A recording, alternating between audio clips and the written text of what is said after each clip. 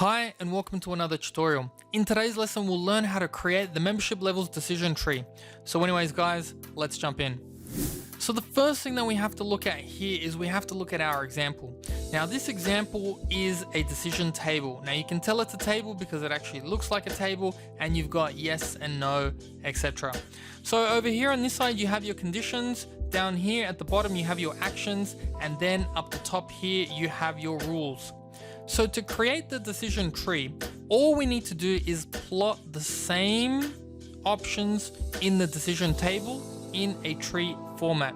So now if we walk through this, you can see that the whole purpose of this decision table is for a roadside company to determine the membership level of its members. So we'll start off at a starting point here. So which membership level will you actually get?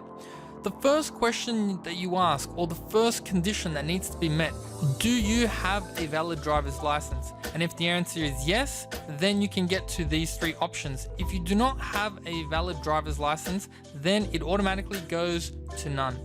So you can see that here.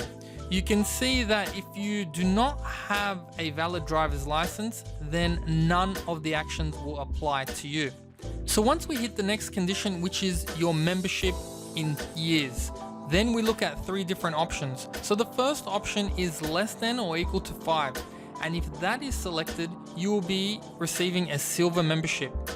And then the next one is going to be the member which is greater than 5 and less than or equal to 15. He or she would receive the gold membership. And finally, the platinum one is for a member greater than 15 years. So anyways guys, that's about it for this quick tutorial on how to create a decision tree.